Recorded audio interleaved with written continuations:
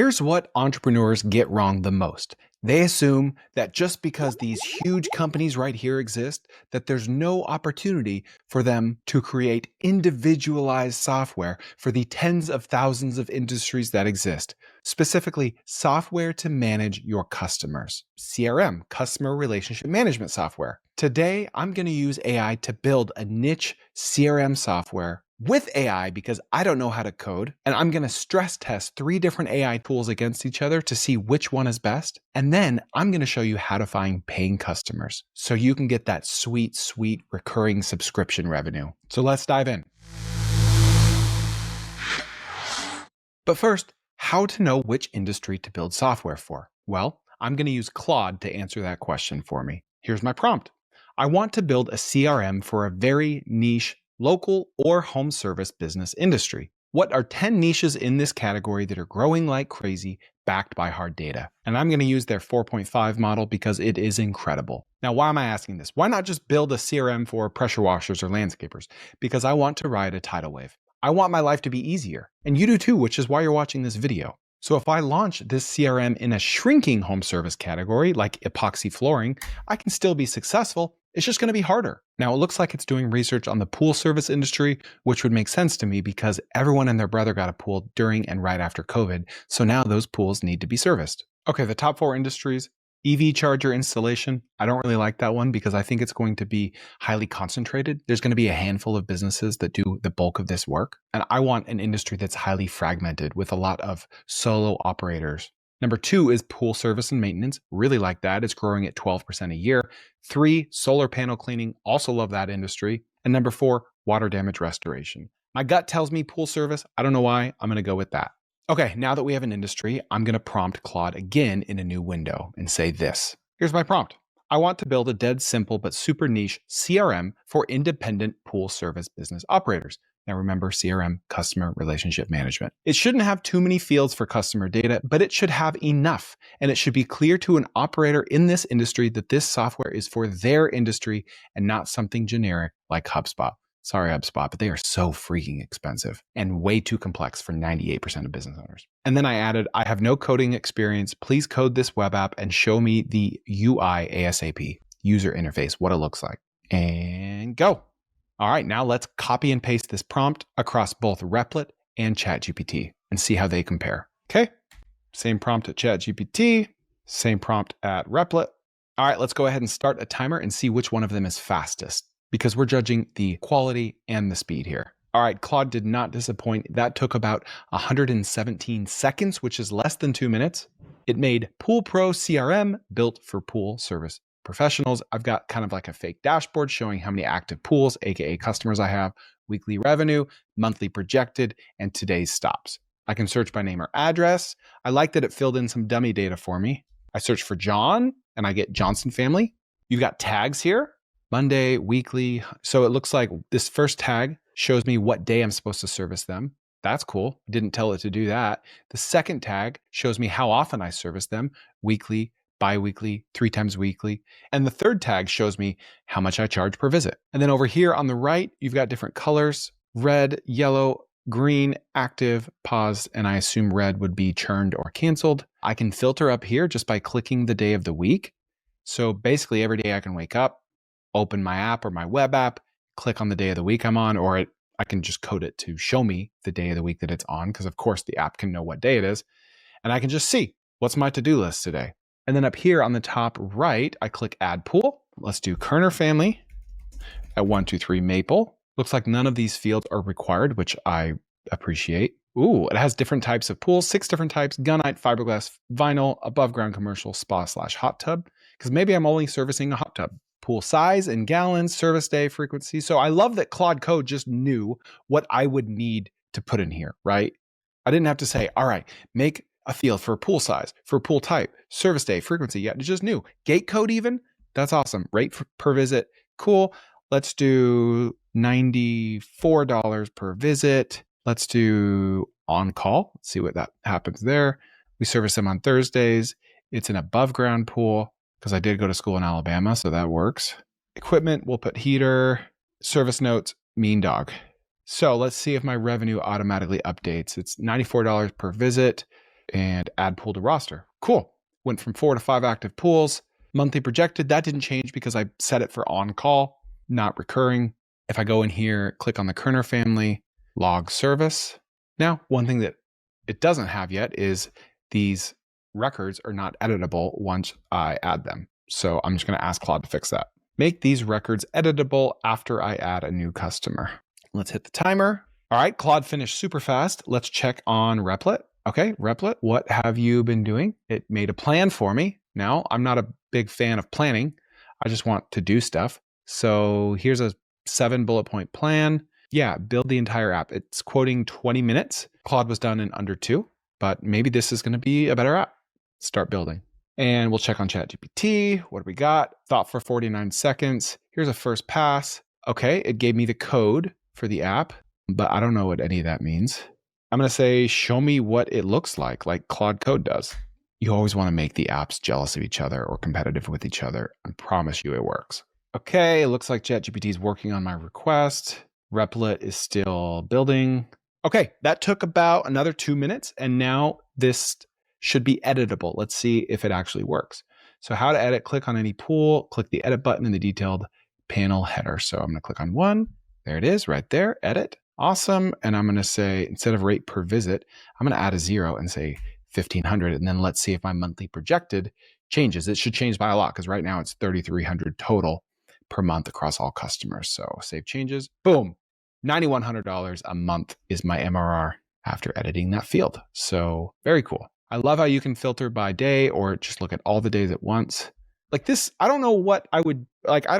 Admittedly don't know enough about the pool service industry to really know what I don't know, right?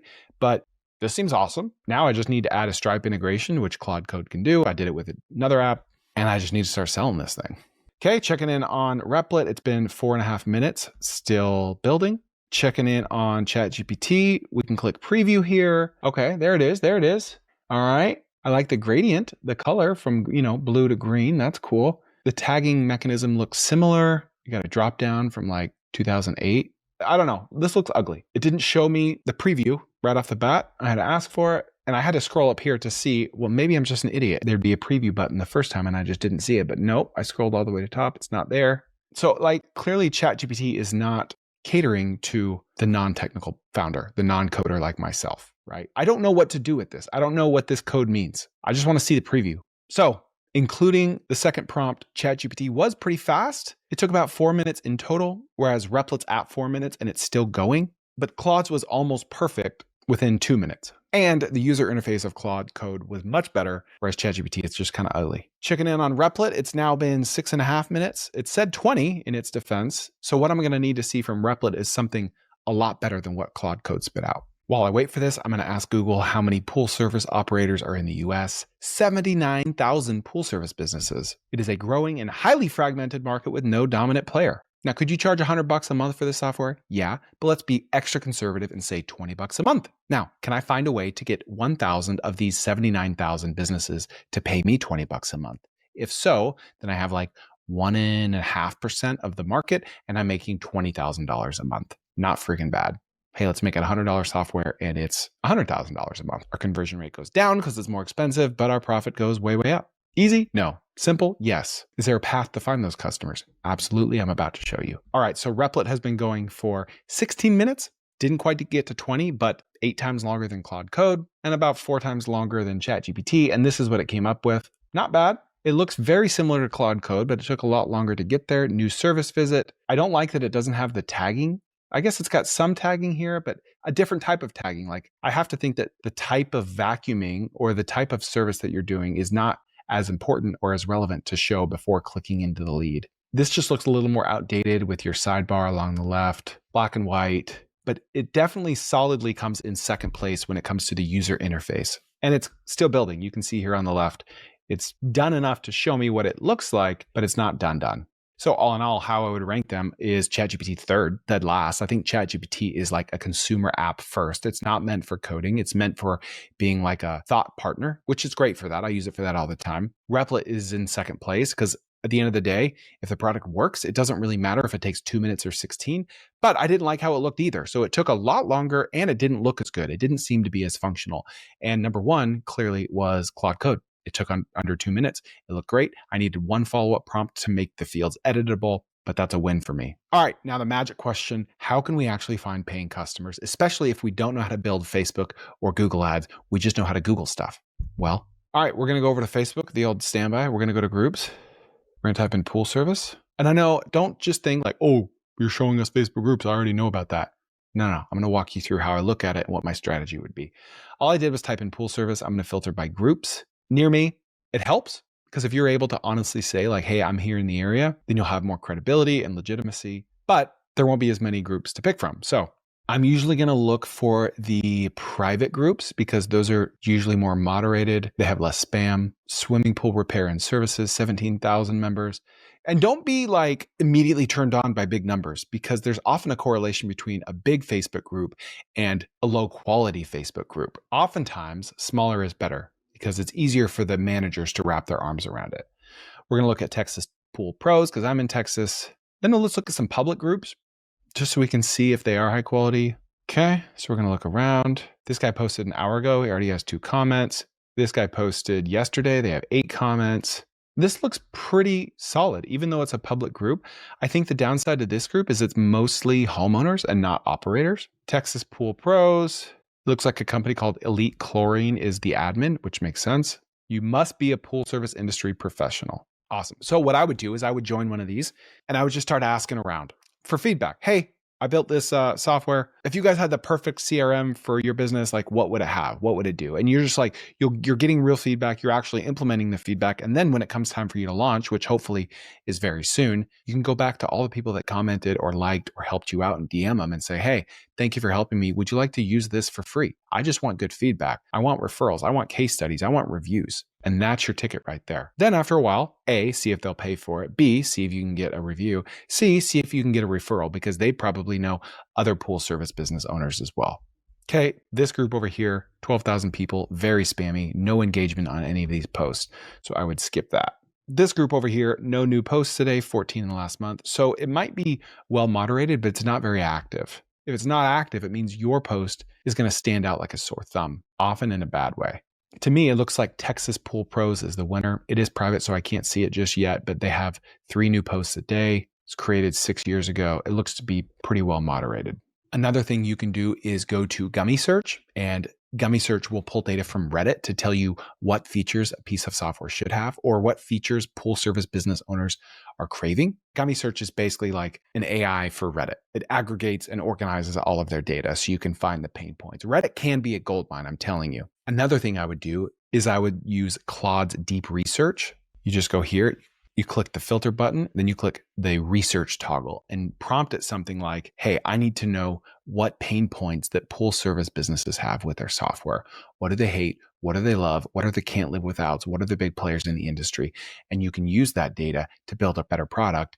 And you can also use that data to address those pain points in your ads to make your cost of acquiring a new customer much less. Because the more effective your ads, the easier it will be to acquire customers with them. You don't know how to do Facebook ads? I made a video all about that, Facebook ads for beginners. Look what happens when I go to Google Trends and type in pool service software. Look what's happened.